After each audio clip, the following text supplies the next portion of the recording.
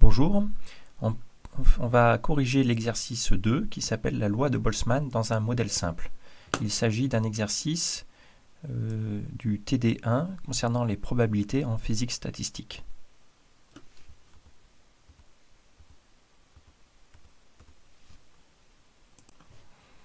Alors, quelques mots sur la loi de Boltzmann. C'est une loi, on le verra, qui est fondamentale en physique statistique. C'est la base de la physique statistique et elle est directement reliée à ce qu'on appelle l'hypothèse ergodique. Elle affirme que lorsque vous regardez un système physique qui échange de l'énergie avec un système plus gros qui est dans un état d'équilibre à température T, eh bien, l'état du système physique que vous considérez fluctue de façon aléatoire et il est distribué selon une loi de probabilité, une mesure de probabilité qui est donnée par cette expression très simple. Donc la probabilité d'être dans un état donné est donnée par exponentielle moins E, l'énergie, divisé par kT, où E c'est l'énergie de l'état en question, et T c'est la température du système extérieur auquel on est connecté. Et là, il y a des mu qui est la mesure sur l'espace des états. Alors, l'expression est très simple. Elle a été découverte à la fin du 19e siècle par Boltzmann. Mais il faut savoir qu'à ce jour, il n'y a pas de démonstration véritable de cette loi. Donc, c'est un fait avéré. On va le voir là dans cet exercice, comment le démontrer dans un cadre probabiliste. Mais il n'y a pas de démonstration pour un système physique qui est gouverné par des lois physiques déterministes. Donc, voilà, vous pourrez cliquer ici pour avoir plus de renseignements sur le manque de démonstration et le fait que c'est une question ouverte en sciences actuellement. Mais on va le démontrer ici dans un cadre probabiliste. Et dans les TD suivants, on verra de nombreuses applications à cette loi de Boltzmann. Donc, dans un premier temps, on va faire un calcul mathématique dans un cadre très simple et ensuite on fera une application à justement des particules libres en interaction, donc comme un gaz de particules. Voilà, ainsi on aura au moins une idée du mécanisme abstrait, du mécanisme mathématique sous-jacent à cette loi de Boltzmann. Donc on commence ainsi. Pour un entier donné n, eh bien on va noter S puissance n-1 R, la sphère de rayon R dans l'espace de dimension Rn. Par exemple, S2, donc pour n égale 3, on est dans R3, et ce qu'on appelle S2, c'est la sphère de rayon R dans l'espace R3, c'est la sphère de dimension 2. Et donc plus généralement, S n-1, c'est la sphère de dimension n-1 dans l'espace Rn. Alors, l'expression mathématique est la suivante. On demande que le point de coordonnées x1 jusqu'à xn se retrouve à la distance r de l'origine, autrement dit la somme des carrés est égale à R2. Voilà, par exemple, si on prend grand N égale 2, donc on est dans le plan R2, eh bien S1, ce sera le cercle de dimension 1. C'est tous les points à distance grand R de l'origine.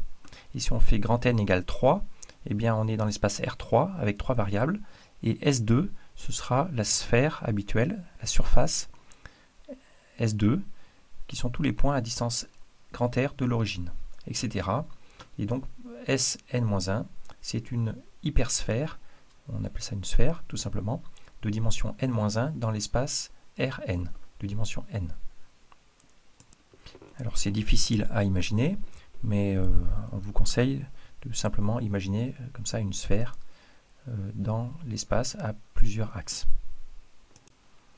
Voilà, alors on imagine un point sur cette sphère et un point aléatoire qui est distribué pour une mesure de probabilité uniforme sur la sphère. Donc on suppose que tous les points sont équidistribués, équiprobables sur cette sphère. Et on souhaite montrer que lorsque la dimension, donc le nombre d'axes n est très grand, et le rayon grand R lui varie aussi, il grandit, mais le rayon au carré grandit proportionnellement à n, la dimension, avec un facteur de proportionnalité sigma carré. eh bien, on souhaite montrer que dans ce cas-là, si on considère toujours un point aléatoire sur cette sphère, mais on s'intéresse seulement à sa composante, donc à la valeur de x1, à la composante x1, et bien cette composante, elle, se comporte comme une variable aléatoire de loi gaussienne, de loi normale, de moyenne 0 et de variance sigma 2 qui est donnée par ce coefficient de proportionnalité. Voilà, c'est le résultat qu'on souhaite montrer, et on verra que appliqué à la physique, ça donne la loi de Boltzmann. Alors juste peut-être, je donne l'intuition de ça. Donc ce que disent ces résultats, c'est que, alors imaginez que vous ayez un grand nombre d'axes, x1, x2, x3, x4, etc. Donc vous prenez ce schéma, et un point x qui est aléatoire sur la sphère, hein, qui est au hasard. Et vous regardez que la valeur de x1, ici. Donc vous voyez que x1 peut être positif, il peut être négatif. Mais l'idée, c'est que, à cause de la forme de la sphère, eh bien, alors déjà, on voit très bien que x1 peut être positif ou négatif, donc en moyenne, sa moyenne c'est 0. Donc ça fera une sorte de courbe en cloche centrée sur 0. Vous voyez? Et pourquoi en cloche? Parce que on voit ici que il y a beaucoup plus de points en x1 égale 0 sur l'équateur, en quelque sorte, que en x1 égale plus grand R ou x1 égale moins grand R. Donc ça fait bien une sorte de distribution comme ça qui est maximale en x1 égale 0. Alors c'est ce qui semble, mais on va voir que c'est correct seulement quand le nombre d'axes est très grand. Donc c'est pas un résultat vraiment évident, hein, c'est un petit peu abstrait. Alors pour commencer, on va s'intéresser au cas des petites dimensions. N égale 2, le plan, ou N égale 3, l'espace en dimension 3.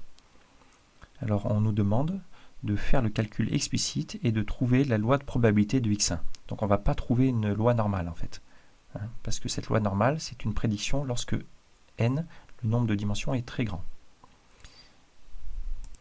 Donc voici la réponse à la première question. Donc si le nombre de dimensions n égale 2, on a affaire au plan avec deux variables x1 et x2, et on considère donc la sphère S1 qui est rien d'autre que le cercle de rayon R, et on suppose que le point X sur le cercle est réparti de façon uniforme.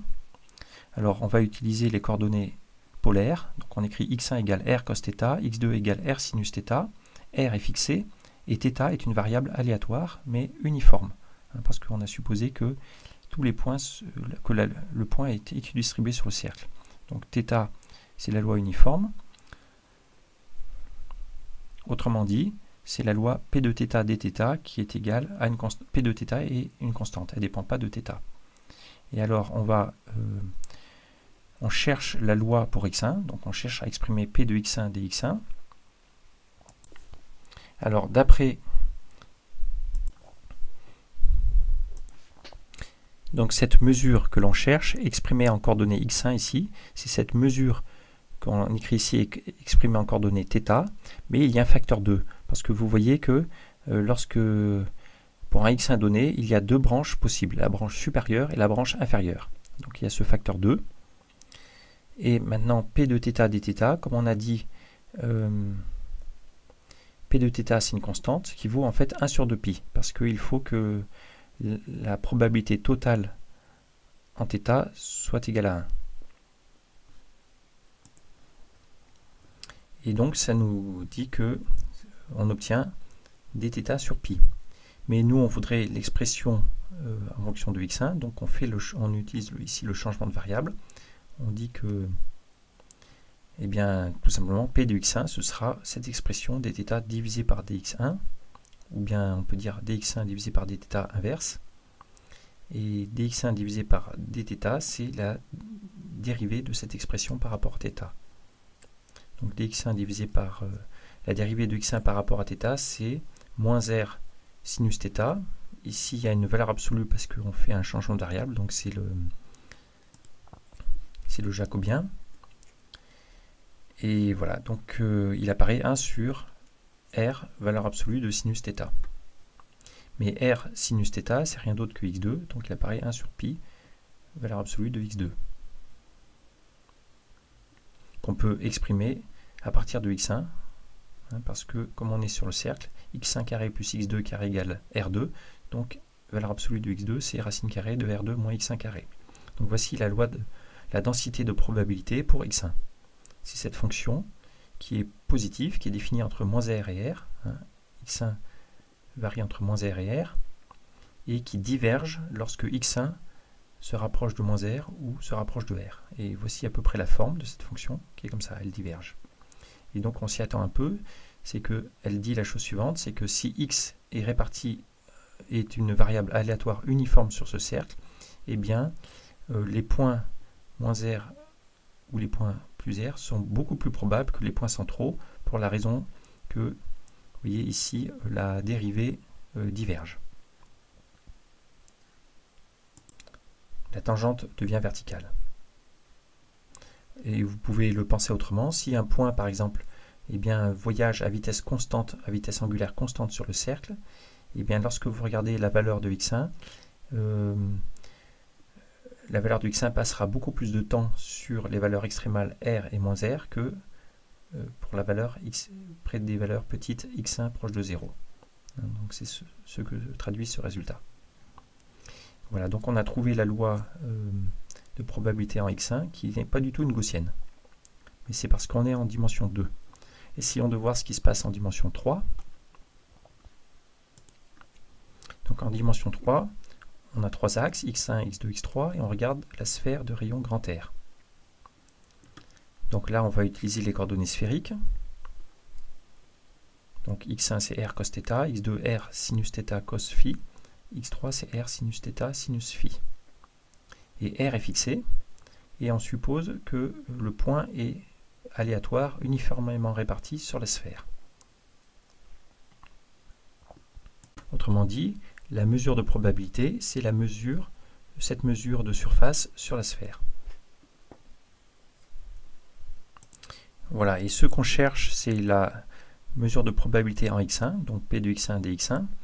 Donc pour un x1 fixé, R est fixé, mais pour x1 fixé, il faut aussi fixer θ. Donc dans cette loi, on fixe θ, et seulement on intègre sur toutes les valeurs de phi possibles. Donc c'est l'intégrale de cette mesure, on intègre seulement sur les valeurs de phi entre 0 et 2π. Voilà, donc ici c'est tout simplement l'intégrale de dφ entre 0 et 2π, donc ça rajoute un facteur 2π.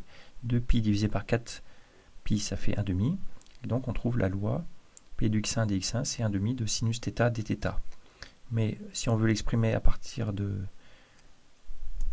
x1, il faut, vous voyez, comme tout à l'heure, on écrit que P de x1 c'est ça divisé par dx1, ou on peut dire que c'est l'inverse de dx1 divisé par dθ, autrement dit la dérivée de x1 par rapport à θ, mais la dérivée de x1 par rapport à θ, c'est, en valeur absolue, c'est r sinus θ.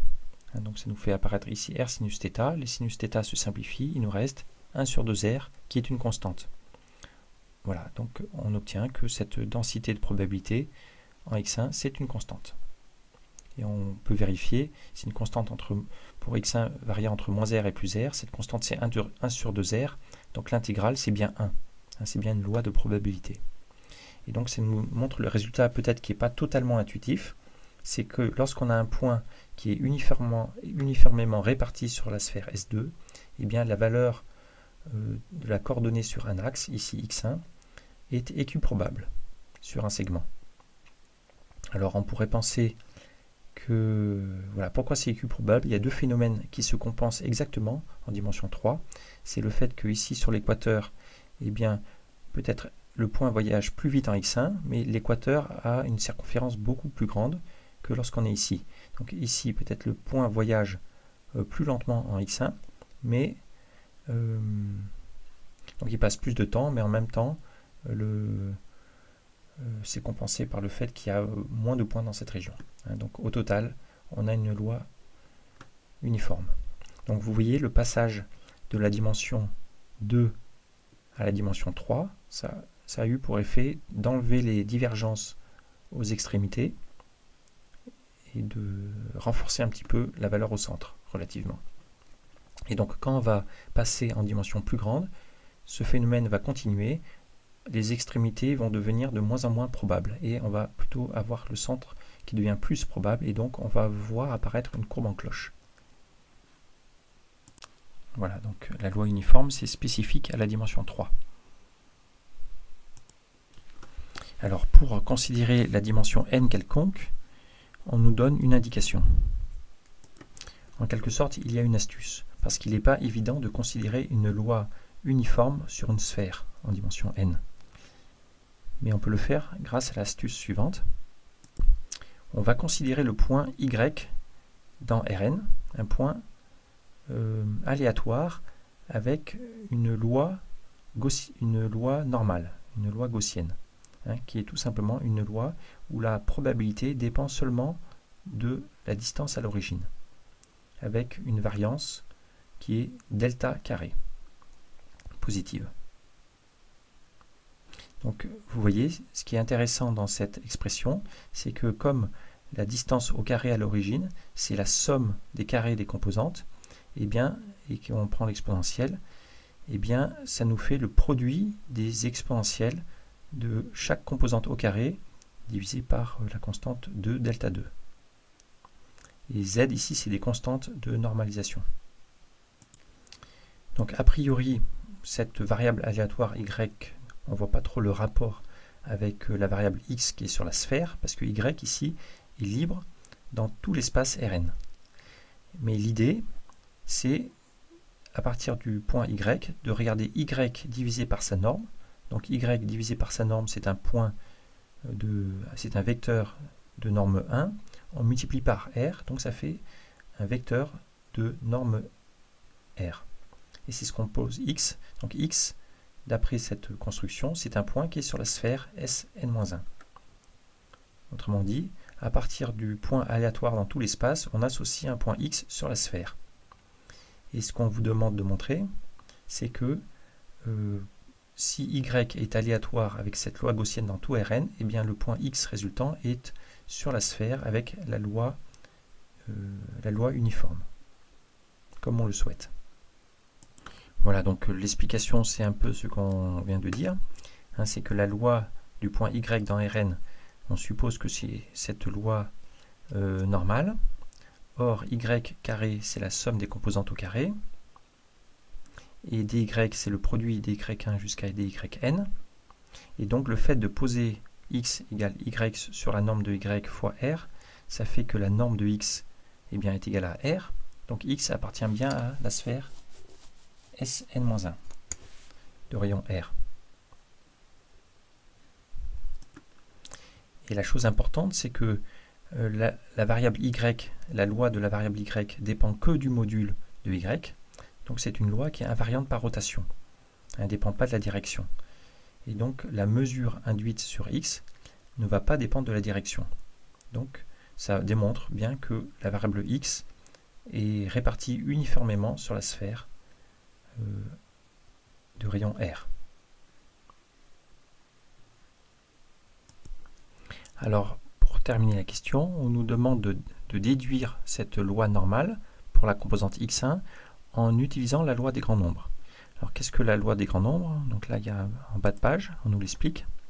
Donc la loi des grands nombres nous dit que lorsqu'on a plusieurs variables aléatoires indépendantes et de moyenne mu chacune, lorsqu'on fait la somme pour un grand nombre et qu'on normalise par 1 sur n, qui est le nombre de variables, le résultat, lui, converge vers la valeur mu. Donc la loi, ça devient une loi certaine, la loi un Dirac en mu. Ça veut dire que le résultat, lui, converge en fait en loi de probabilité vers la valeur mu. Ce n'est plus une variable aléatoire à la limite où n tend vers l'infini. C'est une valeur sûre. En fait, on verra plus tard que les fluctuations du résultat tendent vers 0. C'est ce que dit ce résultat, elles tendent vers 0, mais elles tendent vers 0 comme 1 sur racine carrée de n. Ce sera le théorème central limite. Voilà, donc si on veut l'appliquer ici, on a la norme carrée du vecteur y qui est égale à la somme des composantes, la somme des carrés des composantes. Chaque composante, on a vu, c'est une loi normale de moyenne 0 et de variance delta carré. Et donc d'après la loi des grands nombres, dans la limite où le nombre de variables ici est très grand, eh bien le résultat, divisé par 1 sur n, divisé par le nombre de composantes, converge sûrement vers la valeur moyenne de chaque terme. Or, chaque terme, c'est y au carré. Donc, la valeur moyenne de y au carré, c'est par définition ce qu'on appelle la variance. Donc, c'est delta carré. Donc, voilà, ce qu'on obtient, c'est que 1 sur n, module de y au carré, converge sûrement vers delta carré. Et donc, en prenant la racine carrée, 1 sur racine de n fois nombre de y converge vers delta. Nous, ce qui nous intéressait, c'était la composante x1. Donc, on a vu que x1, c'était la composante y1 divisée par la norme de y fois r. Donc, dans cette expression, ce qui est difficile, a priori, c'est que y1 est aléatoire, mais norme de y est aussi aléatoire. Mais en fait, on vient d'obtenir que dans la limite où n est très grand, norme de y n'est plus aléatoire. Parce que norme de y divisé par racine de n tend sûrement vers la valeur delta. Donc on fait apparaître ici racine de n en haut et en bas. Donc en bas il reste, mais y, norme de y divisé par racine de n, on le remplace par delta, ici, une valeur sûre. Voilà, et donc on obtient comme résultat que quand n est très grand, x1 c'est la variable aléatoire y1 en fait fois cette constante. Or, y1, on l'a vu, c'était une loi gaussienne. Donc, finalement, la loi de x1, c'est juste la loi gaussienne de y1 avec un facteur de scaling, de proportionnalité. Donc, on l'écrit ainsi. P de x1, c'est la loi gaussienne pour y1 de variance delta carré, mais on remplace y1 par x1 dans la formule. Donc, ça nous fait y1 carré, c'est n fois delta carré sur R2. Les delta carrés s'en vont, il reste n sur R2, avec le facteur 2 ici, x1 carré. Donc on peut dire que on voit apparaître là une loi normale et d'écart type de variance sigma donnée par le fait que R2 sur n est égal à sigma 2. Donc R2 c'est n sigma 2. Voilà, donc c'est bien le résultat qu'on voulait montrer, c'est que si le rayon R augmente de sorte que R2 c'est égal à sigma 2 fois n avec sigma fixé, eh bien la composante x1 devient une loi normale. Lorsqu'on tire un point aléatoire sur la sphère de rayon R et que la dimension n est très grande. On passe à la question 3 qui est une application de ce résultat. Une application à la physique. Alors, on considère un système physique en dimension 1, plusieurs particules, n particules, de même masse m, libre, à une dimension. Donc il faut imaginer les particules dans une enceinte. Le fait qu'il y ait dimension 1 ici, ça paraît pas très réaliste. En fait, vous pouvez imaginer dimension 3. Et tout simplement, c'est que voilà, la vitesse de chaque particule, au lieu d'être en dimension 3, au lieu d'être juste un nombre, ce serait 3 nombres, les 3 composantes. C'est un peu plus réaliste de penser la dimension 3. Mais pour simplifier, ici, on va considérer la dimension 1, ce qui est, pour le cas présent, équivalent. Donc on a n particules et on va noter Vj, la composante de la vitesse de chacune des particules. Et ces particules, on suppose que donc elles avancent librement, mais simplement elles échangent de l'énergie entre elles à cause des chocs et des interactions. Et ainsi, l'énergie de chacune peut varier au cours du temps, mais il y a conservation seulement de l'énergie totale. Comme elles avancent, elles ne sont pas soumises aux forces extérieures, eh bien, l'énergie de chacune, c'est l'énergie cinétique, 1/2 de mvj carré, et on suppose seulement que la somme des énergies cinétiques est conservée. Voilà, donc la question, c'est de montrer que lorsque le nombre de particules est très grand, eh bien, la loi de probabilité de la vitesse d'une particule, donc de la loi de probabilité de VJ, c'est une loi normale. C'est précisément la loi de Boltzmann, exponentielle moins EJ sur KT, où EJ, c'est 1/2 de MVJ carré. Et où la température T est donnée par la formule suivante, 1/2 de KT, c'est l'énergie totale divisée par le nombre de particules. Donc on dit souvent que 1/2 de KT, c'est l'énergie moyenne par particule.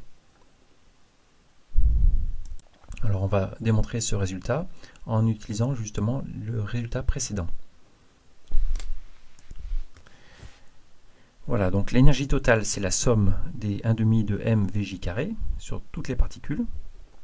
Et donc vous voyez, on peut se ramener au problème précédent en posant que ce terme-là, c'est XJ carré.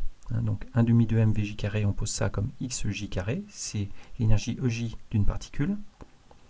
Et donc on a somme des XJ carré qui est égale à une constante, et cette constante, E total, on va poser que c'est R2. Ainsi on a bien, cette formule s'écrit comme somme des XJ carré égale R2. Exactement le problème précédent qui était cette contrainte. Donc ça veut dire que le point X de coordonnées x1 jusqu'à xn, c'est un point sur une sphère de rayon grand R. Voilà, donc on va faire l'hypothèse qui s'appelle l'hypothèse ergodique, qui est que pour ce système-là, eh bien, le point est uniformément distribué sur la sphère. Ça veut dire que tous les points sur cette sphère d'énergie E totale, autrement dit de rayon grand R, tous ces points sont équiprobables. Et donc, ça a comme conséquence que si on s'intéresse juste à une valeur de VJ particulière, eh bien la loi induite, c'est une loi normale, d'après ce qu'on vient de démontrer. Donc cette loi normale, on avait démontré que c'était exponentielle moins 1/2 de XJ carré avec une variance sigma carré. Sigma carré est égal à R2 sur N, mais dans le cas présent, R2 c'est l'énergie totale sur N, et donc ça fait bien l'énergie par particule. Donc ça nous donne comme loi, au final, une constante de normalisation exponentielle de XJ carré qui est EJ sur KT, à condition de dire que KT c'est 2 sigma 2, autrement dit c'est 2E. Donc ça nous fait bien que E c'est 1/2 de KT. Voilà, donc vous voyez que l'application est très simple. Ce qui était et que le phénomène de la loi de Boltzmann, c'est cette réduction d'une loi de probabilité uniforme sur une sphère de très grande dimension à, lorsqu'on s'intéresse à un petit système, ici la vitesse ou la composante de vitesse d'une particule. Alors, on termine cet exercice avec l'observation suivante qui concerne l'entropie. Donc, on a dit que on avait un point uniformément distribué sur une sphère de rayon R en dimension n, et on va considérer le volume de cette sphère. Donc, c'est finalement l'espace possible, le volume de tous les points possibles sur la sphère. Alors, on prend le logarithme de ce volume et on le renormalise on le multiplie par une constante k, qui est la constante de Boltzmann, divisée par n, la dimension. Et c'est ce qu'on appelle l'entropie. C'est une définition. On va appeler ça l'entropie du système, l'entropie de cette sphère.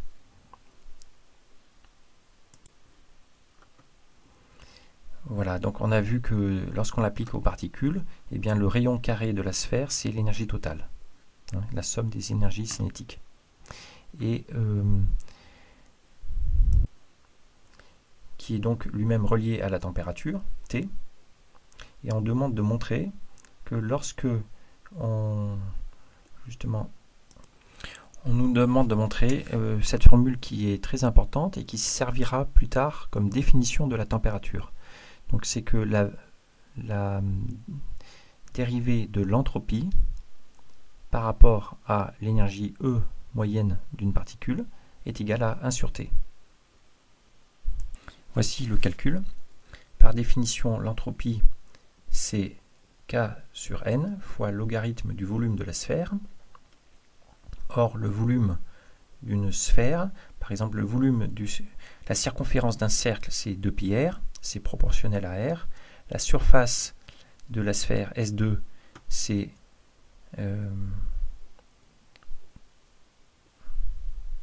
4pi R2, donc c'est proportionnel à R2.